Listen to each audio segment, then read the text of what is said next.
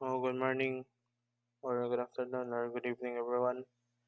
Today we're going to talk about the painting of Juan Luna and Fernando Amorsolo. We are the reporter. I am Esel John de Maloan, and my co-reporter is Dwayne Danag. Just like philosophy and the sciences, art has the power to effect social and political change. Art is a powerful medium to get a message across. Because through art, you can express your feelings on it. Art can challenge assumptions, start conversation, inspire new solution, and can promote change through positive actions. In short, art shifts the way can people think. The Philippines is always full of superbly talented artists who deserve and have international recognition. During the nation history, there are two most outstanding artists whose contribution to art the national consciousness. There is none like Juan Luna and Fernando Marsala. How to appreciate narrative content of painting. In order for you to have an insight of that work and also what was the artist like, is you get to know the artist first. Second is know the historical background of the painting. Third is understand the symbolism used. Now, artist representations are symbols to express absolute truths and put emphasis on emotions, feelings, idea, rather than absolute reality. Fourth is identify the intention of the meaning of the art, and lastly, reflect. Juan Luna and Fernando Marsolo, they are the icon of the greatness of the Filipino despite coming from various periods in the national history. Their exemplary work is evident in their artistic accomplishment and passion for the motherland and the people. So Juan Luna, 1857 to 1899. Juan Luna was one of the many renowned Filipino artists in the Philippine history.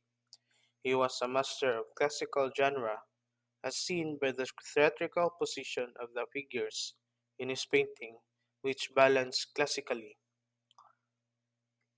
So, due to his exposure to European culture, he included European ways of life in his works, such as the La Madrilena, or known as the Parisian life, and the Battle of Lepanto, and the well-known gold medalist Spolarium are two examples of his painting on Spanish and Roman history.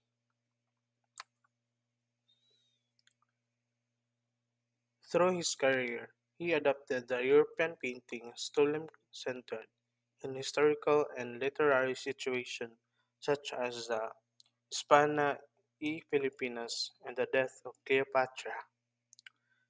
The Hispana y Filipinas represent the Filipino propagandist's desire for reform, equality, modernization, and economic improvement in the Philippines under the Spanish guidance.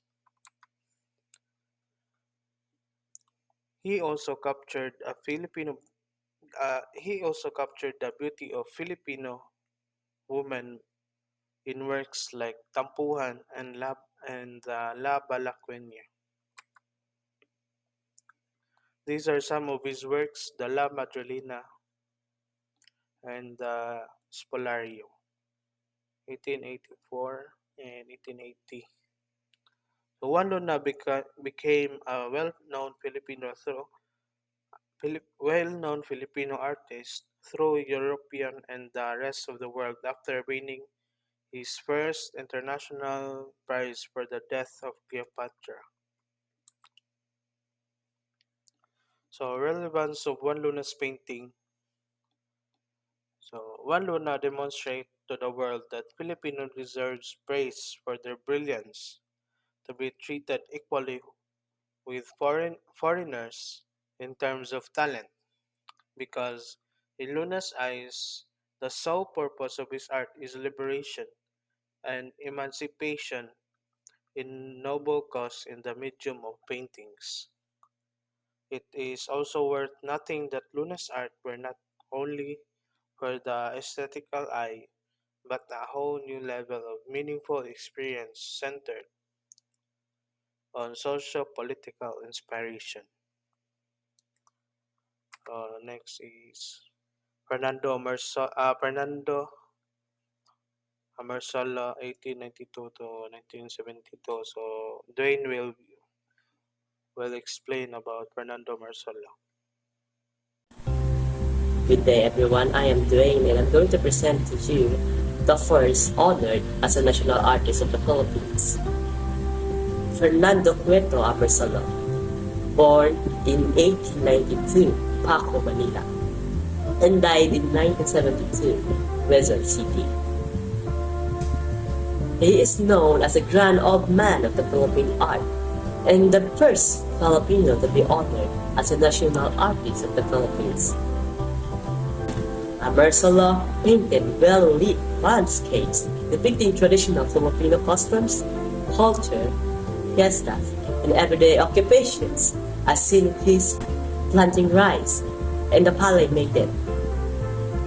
In his nude sketching in the lavanderas and the woman by the stream, he highlighted basic and yet attractive faces and well-shaped bodies, emphasizing the beauty of a Filipino. He also painted portraits of notable figures like Manuel Rojas and himself, as well as scenes from history like the making of the Philippine flag. He impacted the Philippines in the Second World War during the height of his career. His works such as The Burning of Manila and The Defense of a Filipina Woman's Honor depicted human pain, despair, anguish, and tragedy. Years after the war ended, he returned to his traditional artistic approach. In following years, he won many awards and was named the era's most influential musician. Let's talk about the relevance of Fernando Amorsolo's painting.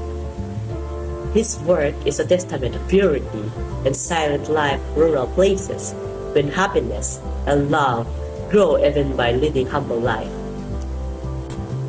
His painting with a lucid experience of nature, yet nostalgic and hopeful sentiments of rurals, and it gives an ideal Filipinas when innocence feeds the soul of every Filipino to breathe of pure love of its nation. There is a common contradiction of rural people that dreams to live the urban life, and urban people likewise towards rural life. And this contradiction can be problematic, sometimes and extreme, especially when Filipinos seek more and confine on the less. His work predicted its complexity and his paintings proved to be worthy of comprehension. So readers may ask themselves how they perceive beauty in nature and the importance of it, and how it shapes the face of the Philippines. And, well, this concludes my presentation, and now, thank you for your time. Babush.